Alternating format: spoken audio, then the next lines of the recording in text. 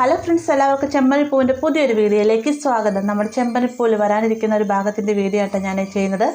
അങ്ങനെ നമ്മുടെ സുധി പുതിയൊരു ബിസിനസ് സ്റ്റാർട്ട് ചെയ്യാൻ പോവുകയാണ്. സുധിക്ക് വേണ്ടിയിട്ട് ഷോപ്പിംഗ് കോംപ്ലക്സ് സച്ച് കണ്ടുപിടിക്കുകയും ആ ഒരു കാര്യം വീട്ടിൽ വന്ന് പറയുന്ന സമയത്ത് ആദ്യമൊക്കെ നമ്മുടെ ചന്ദ്ര എതിർത്ത് സംസാരിക്കുന്നുണ്ടെങ്കിലും ശ്രുതിക്ക് അതിനോട് താല്പര്യം തോന്നി. അവസാനം ആ ഒരു ഷോപ്പ് കാണാനായിട്ട് ചെല്ലുകയാണ്. ആ ഒരു സമയത്ത് വളരെ മോശമായ രീതിയിൽ തന്നെ സച്ചിയോടായിട്ട് ശ്രുതിയും ചന്ദ്ര എല്ലാം തന്നെ പെരുമാറുന്നുണ്ട്. അങ്ങനെ ആ ഒരു ഷോപ്പ് മേടിച്ചതിന് ശേഷം ശ്രുതിയുടെ ആദ്യത്തെ ചർച്ച ചെയ്യുന്നത് ആ ഒരു ഷോപ്പിന് എന്ത് പേരിടണമെന്നായിരുന്നു.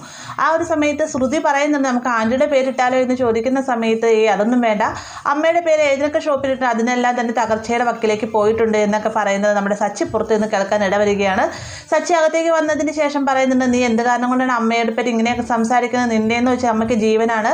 നിന്നെ സ്നേഹിക്കുന്നതിൻ്റെ പകുതിയെങ്കിലും അമ്മ എന്നെ സ്നേഹിച്ചിരുന്നെങ്കിൽ ഞാൻ പലവട്ടം ആഗ്രഹിച്ചിട്ടുണ്ട്. ഈ കൂട്ടത്തിൽ തന്നെ ശ്രുതിയും ചന്ദ്രയെ പറ്റി കുറ്റപ്പെടുത്തി സംസാരിക്കുന്ന കാര്യം നമ്മുടെ സച്ചി ഫോണിൽ റെക്കോർഡ് ചെയ്യുന്നുണ്ട്. അതും കൂടെ കേൾപ്പിച്ചിട്ട് തന്നെ പറയുന്നുണ്ട്, ഇനിയിപ്പോൾ എന്ത് ചെയ്താലും വേണ്ട, നീ ഷോപ്പിന് അമ്മയുടെ പേരിടണം, അമ്മയ്ക്ക് അത് തന്നെയാണ് ആഗ്രഹം എന്നൊക്കെ പറഞ്ഞുകൊണ്ട് ചെറിയൊരു ഭീഷണിയോട് കൂടിയിട്ടാണെങ്കിൽ സച്ചി ആ ഒരു പേര് ഇടിയിക്കുന്നുണ്ട് കേട്ടോ. അങ്ങനെ നമ്മുടെ ചന്ദ്രയുടെ പേരൊക്കെ ഇട്ടതിന് ശേഷം ഉദ്ഘാടന സമയമാവും കേട്ടോ. ഉദ്ഘാടന സമയത്ത് ആരും ഉദ്ഘാടനം ചെയ്യാൻ സിനിമാ നടിയെ കൊണ്ടുവരണം എന്നൊക്കെയാണ് ശ്രുതി പറയുന്ന സമയത്ത്, വീട്ടിൽ അമ്മയും മുത്തച്ഛയൊക്കെ ഉള്ള സമയത്ത് പിന്നെ എന്തിനാ പുറത്തുനിന്ന് സിനിമാ നടിയുടെ ആവശ്യം എന്നൊക്കെയാണ് സച്ചി പറയുന്നത്. കേൾക്കുമ്പോഴത്തേക്കും തൻ്റെ മനസ്സ് അറിഞ്ഞുകൊണ്ട് തന്നെ സച്ചി എല്ലാ കാര്യങ്ങളും പറയുകയാണല്ലോ എന്നൊരു ഞെട്ടലോട് കൂടി തന്നെ സച്ചി നോക്കുന്നുണ്ട് കേട്ടോ ചന്ദ്ര. അങ്ങനെ ഷോപ്പ് ഉദ്ഘാടനത്തിന്റെ സമയത്ത് നമ്മുടെ ചന്ദ്ര ഉദ്ഘാടനം ചെയ്ത് മടിച്ചു നിൽക്കുന്ന കാണുമ്പോൾ തന്നെ രവി ചോദിക്കുന്നുണ്ട്, എന്താ ചന്ദ്രനെ ഉദ്ഘാടനം ചെയ്യാത്തെന്ന് ചോദിക്കുമ്പോൾ ഒരു വിശിഷ്ടയായ ഒരു വ്യക്തിയും കൂടെ വരാനുണ്ട് എന്നും പറഞ്ഞുകൊണ്ട് മഹിമയെ കാത്തു നിൽക്കുകയാണ്. മഹിമ വരുന്ന സമയത്ത് ചന്ദ്ര ഓടിച്ചെന്ന് മഹിമയെ കൂട്ടിക്കൊണ്ട് വന്നതിന് ശേഷം കട ഉദ്ഘാടനമൊക്കെ ചെയ്യുന്നുണ്ട്. അങ്ങനെ അകത്തേക്ക് കയറി ചെന്നതിന് ശേഷം മഹിമ 1 ലക്ഷം രൂപ എടുത്ത് പർച്ചേസ് ചെയ്യുന്നുണ്ട്. അത് കാണുമ്പോഴത്തേക്ക് ചന്ദ്രയ്ക്ക് ഭയങ്കര സന്തോഷമാവുന്നുണ്ട്.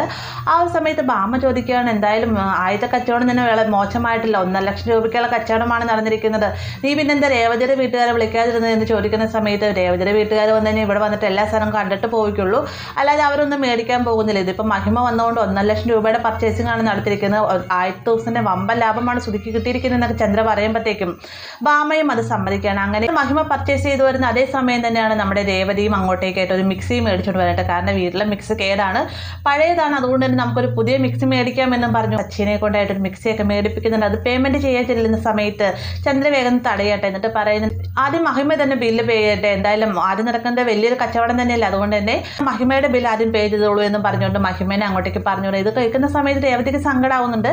എന്നിരുന്നാലും രേവതി പുറത്ത് പ്രകടിപ്പിക്കുന്നില്ല കേട്ടോ. ഈ ഒരു സമയത്ത് അച്ഛമ്മ വന്നിട്ട് പറയുന്നുണ്ട്, ചന്ദ്ര എനിക്ക് നിന്നൊന്ന് കാണാനുണ്ട് എന്ന് പറയുമ്പോൾ ഇതേ സമയം തന്നെ മഹിമ സാധനങ്ങളൊക്കെ മേടിച്ചിട്ട് പോകാനിറങ്ങുന്ന സമയത്താണ് പക്ഷേ അങ്ങോട്ടേക്ക് വരുന്നത്. വേഗം തന്നെ അച്ഛമ്മ രേവതിയും കൂട്ടിക്കൊണ്ട് സുധിയുടെ അടുത്തേക്ക് ചെന്നതിന് ശേഷം ഈ ബില്ലൊന്നും അടയ്ക്കാനായിട്ട് പറയുന്നുണ്ട്.